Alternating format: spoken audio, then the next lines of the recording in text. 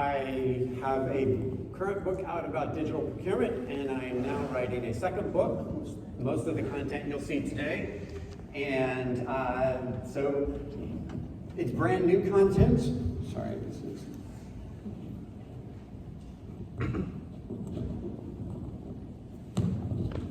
Let's see if that works. Is that better? Okay. Otherwise, we're going scarfless. So you'll see brand new content. Some of it may be work in progress. I will solicit your feedback as we go. We're going to do things differently today. I'm also going to show you a few video clips, which I know is tempting fate with PowerPoint. But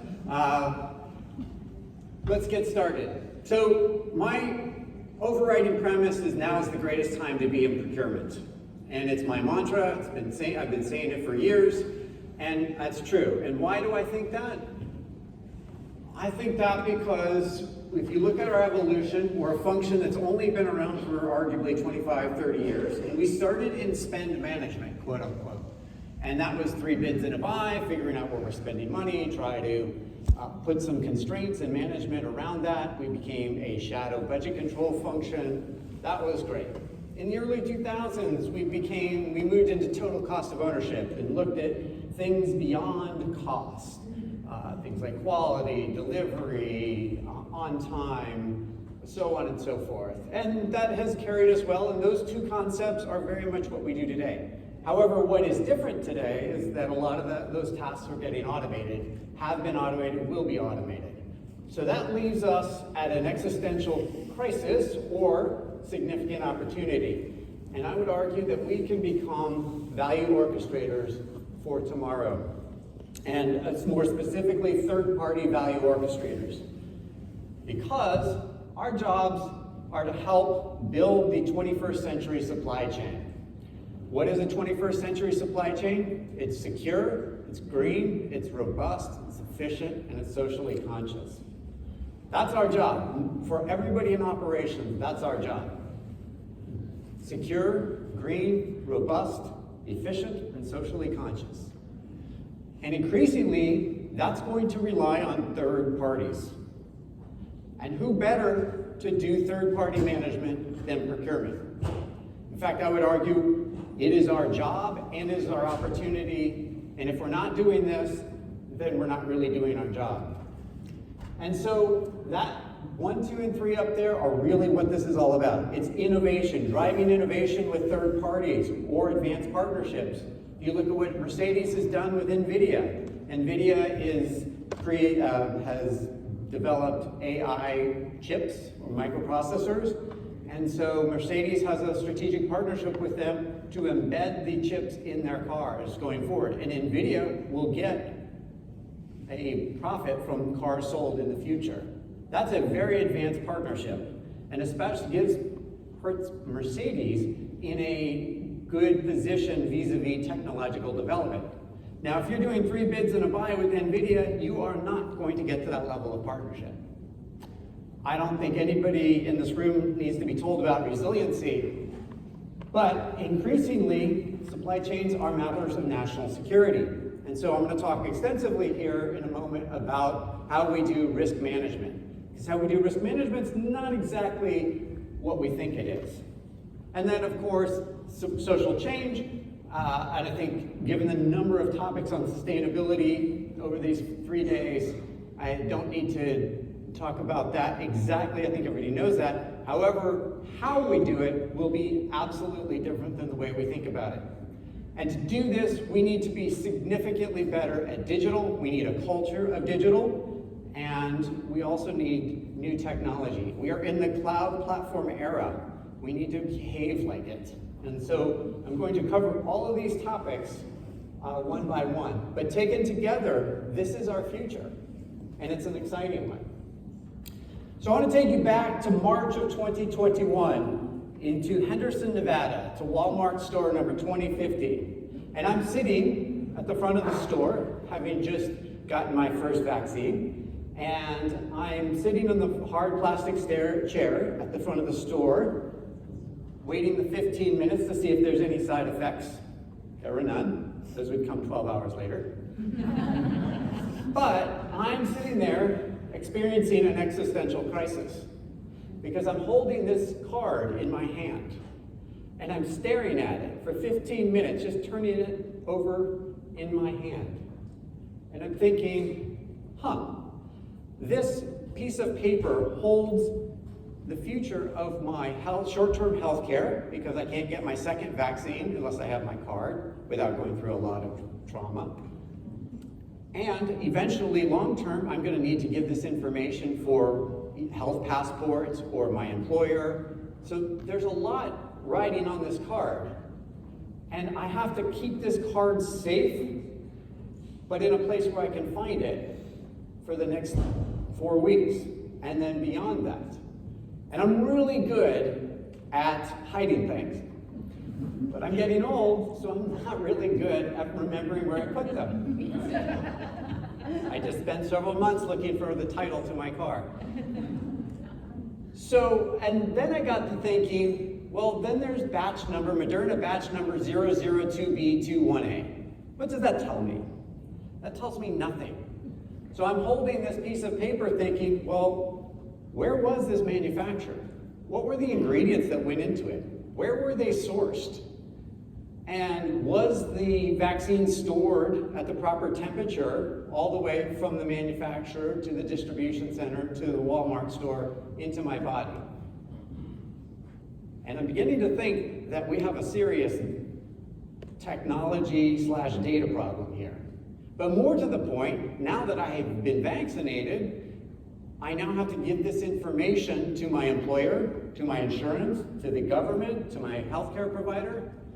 Look at all the third parties in this chain to get the vaccine manufactured and into my body, and then eventually the data that I've been vaccinated. And it's all sitting with this piece of paper. This is neither secure, certainly not digital, and it doesn't tell me what I need to know. And this is the moment I realized we're in a whole new era, because why would Moderna, Walmart, the third-party logistics, my healthcare provider, the government, all of these entities come together to share information? The technology's been out there. We have electronic health records. We have track and trace in our supply chains. Why am I sitting there with a piece of paper in my hand? So that's the moment I realized we have a fundamental problem. So I want to move from that to think about third-party risk. And I'm going to come back to the vaccine a little bit later, because somebody's going to get dragged pretty hard on that. So, thank you, Sarah. So when we think about risk management, we have slides like this, and we have tools that give us the data feeds from all of these different threat vectors. And you probably have more or less, and ideally you have a bunch of tools that give you this kind of data. And then you have probably a fancy dashboard. Sometimes it might even be with a map, and it looks pretty cool. But that's simply risk illumination. That's not risk management. Because risk management comes through third parties. And third-party risk management comes from places that we can't see. Places that do not fit into these nice, neat little boxes. And don't get me wrong, consultants love these boxes because it's very, clear and concise, but risk management does not fit into these boxes. The greatest risk to your organizations, I'll say it several times, comes through third parties. And so we need to look at how that plays out. So if we take the pandemic cuts across many of these. And if we flip this to inflation or oil prices or whatever, these just light up. And so a bunch of dashboards with different threat vectors tells us nothing about risk. So I'm going to take you through a visualization exercise just to bring this to life. Now, you can close your eyes. I'm going to close my eyes. This is that part where the hippie from San Francisco gets to do something alternative that you won't see in other presentations. You can close your eyes, you can fall asleep, or I'll close my eyes too, you can sneak up if I'm boring you. But I want to walk you through how we do risk management and how we think about it. So, close your eyes, if you so choose, certainly don't stand up. Now, I want you to stand outside of your house, or your apartment, or your flat, or wherever you reside. I want you to stand on the street looking at your house, apartment, or wherever. And I'm going to stand right next to you. Now, I want to look at your house. We want to look at the number of doors, windows, places where somebody can enter into your house. Now, think about all your doors, your windows, your points of egress. Are they locked? Is your door locked? Are your doors locked? Is your garage door open or closed? Are your windows locked? Do you have a dog? Do you have 2 or 4? Do you have an alarm? Is it set? Is somebody home all day? Do you have nosy neighbors? Are they watching? Or do your neighbors, are they gone all day? Who is in your house at this very moment? Okay, we're going to set that aside. We're still standing outside your place of residence. Now, I'm standing right next to you. We're looking at your house. How many digital devices do you have in your house? How many iPhones, laptops, tablets, smart home, Alexa Home or Google Home?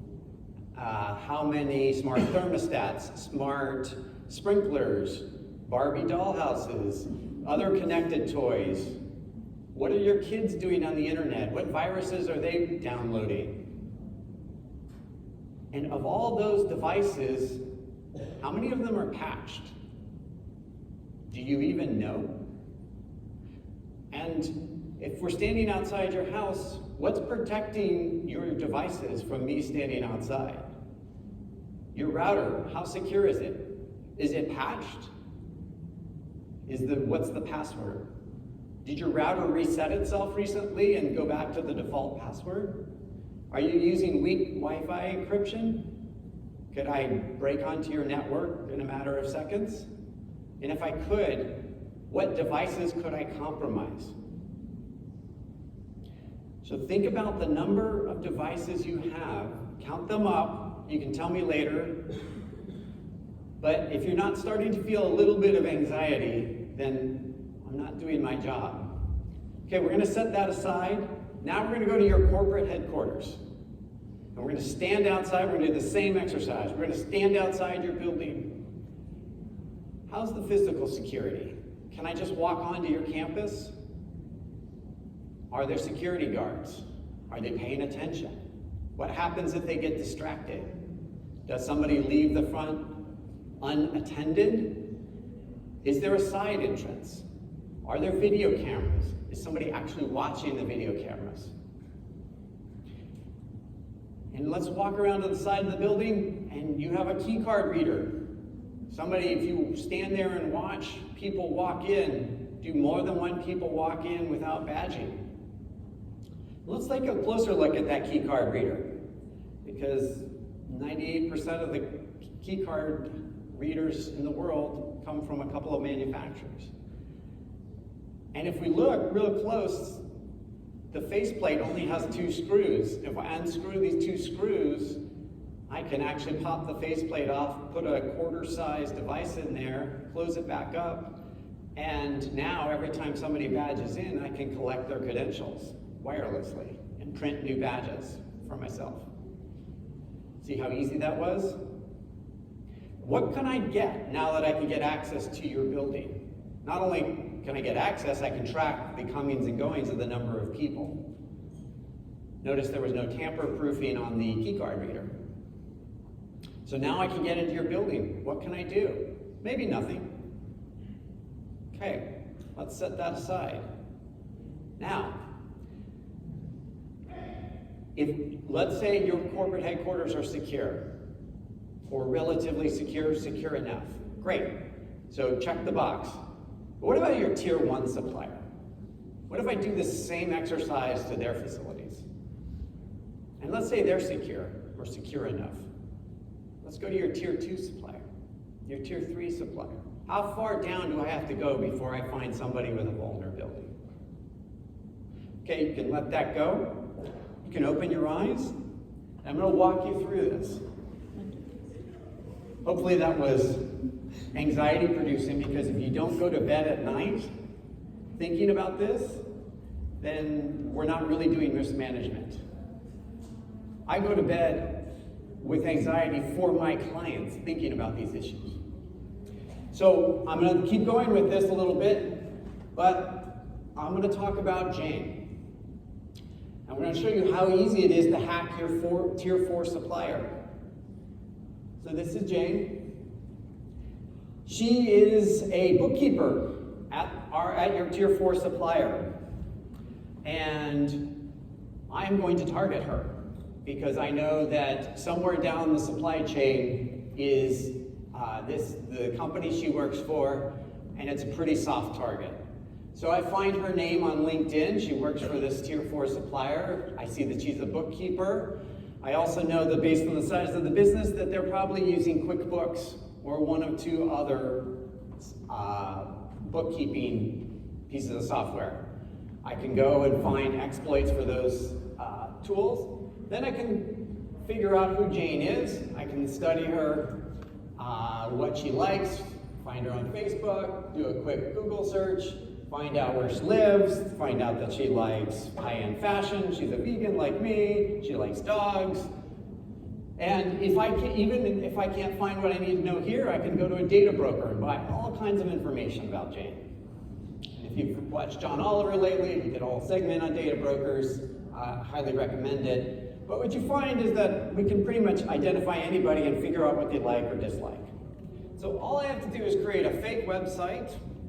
Takes about 15 minutes or less for high-end fashion or high-end vegan dog food. Send her a link in an email or on Facebook, target her with an ad on Facebook, and the moment she clicks, bang, I've exploited her computer. Once I have her computer, she may not even know it. Once I have her control of her computer, now I can control your Tier 4 supplier network. And from there, I can go after your Tier 3 supplier, because your Tier 4 supplier is going to be trusted to your Tier 3 supplier and to your Tier 1 supplier. And you can see where this is going, all the way to your enterprise.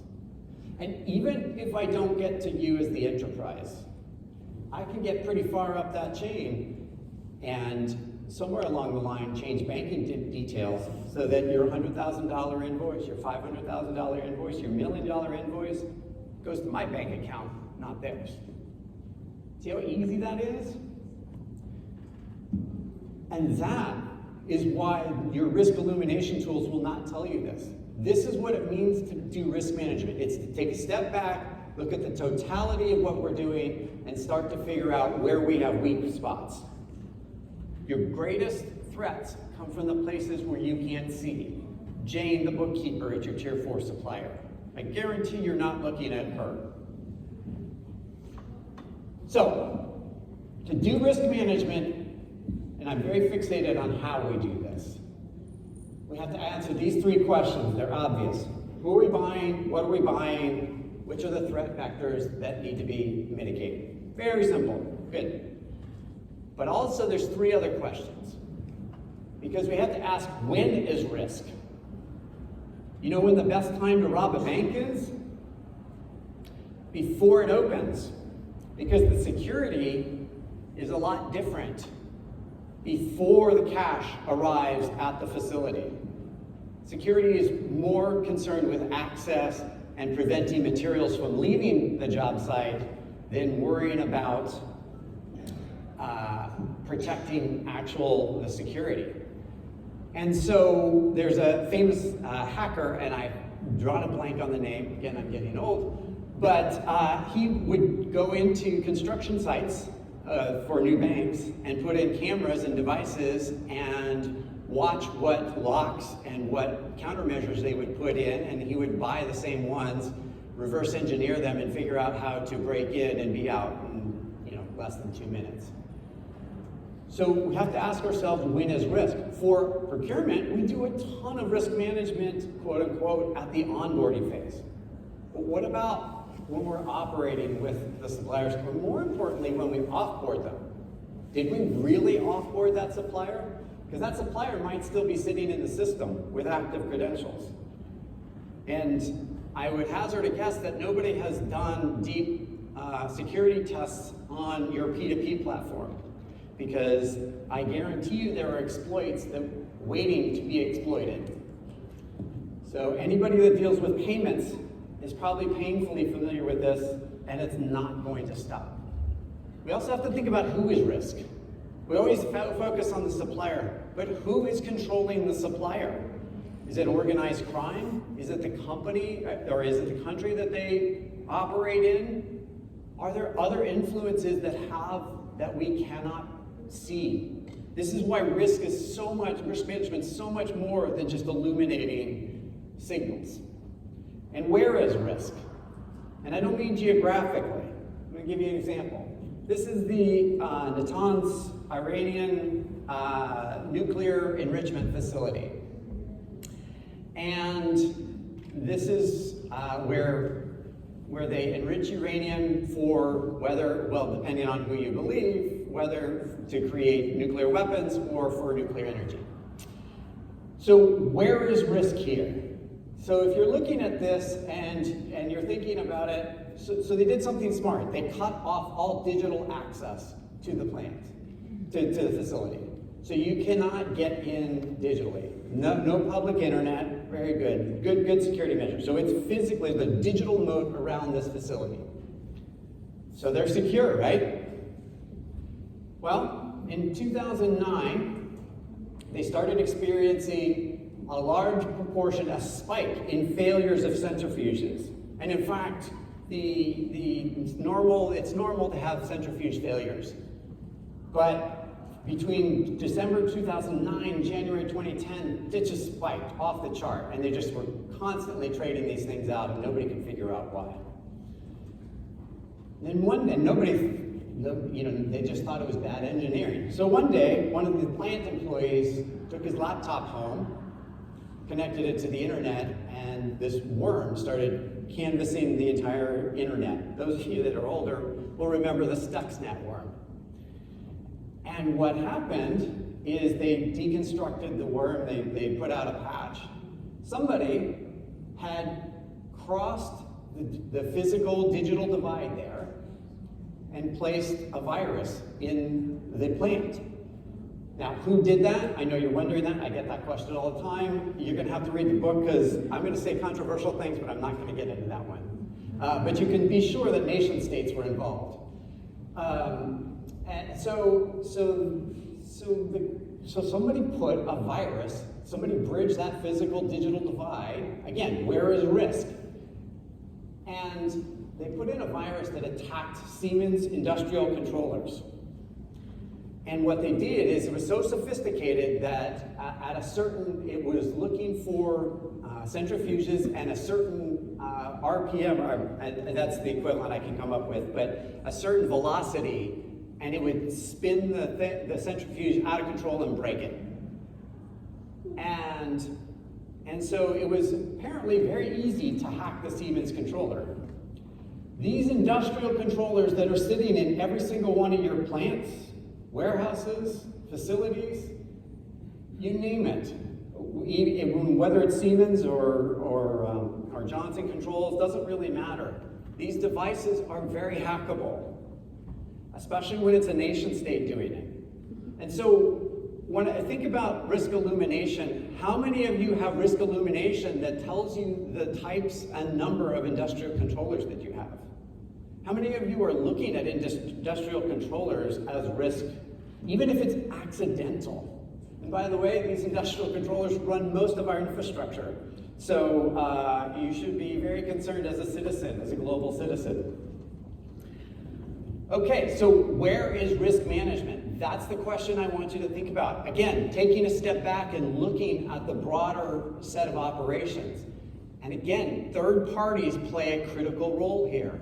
So what are we asking of our third parties? And when we do audits and due diligence, What are we asking?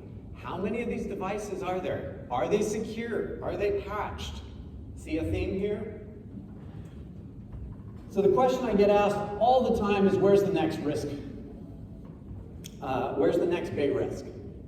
And I oftentimes the answer comes, especially if you ask consultants, is something that is already in the news. Because we tend collectively to have this group herd mentality, but we're not actually looking at again, the broader expanse of where things could happen, where risk can happen. So, so these are my 3 future risks that you should be worried about now, that nobody else is talking about. And by the way, there are more. What I'm trying to get you is to start to think about and look beyond the news. So cyberspace is absolutely one of the biggest ones. We have ownership issues, we have monopolies, we have underground sea cables that connect the continents. So where is cyber risk? Just cyber risk on you and your suppliers is not good enough. We have to think about these macro issues. We have to think about the platform providers, at least AWS, Azure, and Google. Most Western businesses have concentrated almost the totality of their business operations on 3 providers. No matter how good they are, and I love all 3 of them, that seems like kind of a risk. And well, Meta, well, you can, I don't know. I don't know what to think. And then there are internet organizations, nonprofit organizations, volunteer organizations. This is how the internet runs. Think about that. How many of you know all these acronyms or the people who serve on these organizations? They're the ones that set the protocols. They're the ones that, if you hear all this nonsense about Web 3.0, they're the ones setting the standards. You want a new emoji? Goes through one of those. So these are susceptible to infiltration, to people, to malfeasance, we'll just call it that. So there's a lot going on there. Let's talk about the Arctic, the impending climate catastrophe we're all talking about. Well, in 20 years, the entire Arctic will be melted. I think it's 20 years. It's 20 or 40 anyway. You can correct it afterward. But as that happens, we are going to increasingly have more and more shipping lanes. And that's going to bring us into greater and greater conflict. So if you look at the northeast, the northern sea route, sorry, that's the one in yellow, and it goes through all the dotted, the yellow and white dotted lines. It's going through the Russian Federation. And so what they're doing, they've already reinvigorated 20 Soviet Union bases, the former military bases up there, because they're seeking to claim their stake. And there's also lots of natural resources, and certainly for shipping, commerce, and so forth. And by the way, China's investing in this with the Russian Federation. Anybody think that's a problem? And the Northwest Passage, which is the orange one on the left, which runs through Canada. That's contested space. So we might all be allies, but we still have unresolved issues. And so think about this the next time, because you know some idiot consultant is going to come in and say, hey, we can start routing our most efficient through the Arctic. But let's look at the geopolitical aspects of this. So this is what it means to look at risk. It's looking beyond the news and the headlines. And then my favorite, is Elon not like the best James Bond villain ever? I mean, seriously. I mean, I was using this until before the Twitter debacle, but certainly he's making big strides on going to Mars. It's very likely within, I don't know, it's 4, 5, 6 years that he'll actually succeed, or SpaceX will succeed. What does that do? What happens? Because it's going to bring together, we can't even agree on who owns the Arctic. What happens when Elon's on Mars? And what resources and what cascading effects will this have? These are where risks come in that we're not looking at, we're not thinking about, and that's maybe okay. So, That's risk management. That's not risk illumination. So we need new skills. And we need to really think about how we attack these problems. Because yesterday's skills are not going to do it. And these are yesterday's skills. You can find any number of online training classes for these, the traditional stuff. But when I look at this, and this part of the slides from my colleagues, and I know you're a Carney fan, but I still have to call them, these skills are getting automated, and very increasingly so. So the question is, what skills do we need? And I want to suggest that we need these skills at the bottom in purple. These are the ones we need. We need them all, but we need to start with a love of data. And I'm going to show you two examples right after this about loving data and really getting into it. Too many people fake their way through understanding data. Too many people fake their way through understanding analytics. We have an analytics illiteracy collectively. And so we need to be able to get beyond that. And we need to stop pretending we understand what the 50 charts mean. And actually, we need to use the technology that actually synthesizes it for us, so we don't even need to look at the 50 charts. And we need to understand the context. So the Mars example, what does that impact have on the business? Anybody that's dealing with third parties needs to understand this broader context. We call it the business athlete, but whatever you want to call it, this ability to understand the business. And then everything else these are competencies that are related to digital. Short form writing, short form writing, visual literacy. Increasingly, as a collective society, we do more understanding and processing of visual literacy than written literacy. That singular change has not made it into business yet. And we have to be creative, and we have to be good at storytelling. And the increase in the number of videos, not necessarily good ones, but videos in the corporate environment is a testament to this. We just need to get better at it. And so the question is, how do we do this? Well, I'll tell you how we don't do this, is doing these learning management systems. Because if these worked, people would stop clicking on the virus button and getting the ransomware. They'd stop getting hacked, right? Because every one of you, including myself, we take these security refreshers every year on how not to click on the email. How not to click on the email. And what do? We click on the email. And we're not immune, and these hackers are getting more and more sophisticated. You cannot learn digital through a learning management system. Wow. That was scary. You cannot, that emphasized my point. Okay. You cannot learn it through a learning management system. Digital is something you do. It's something you experiment with. And actually, it's something you fail at.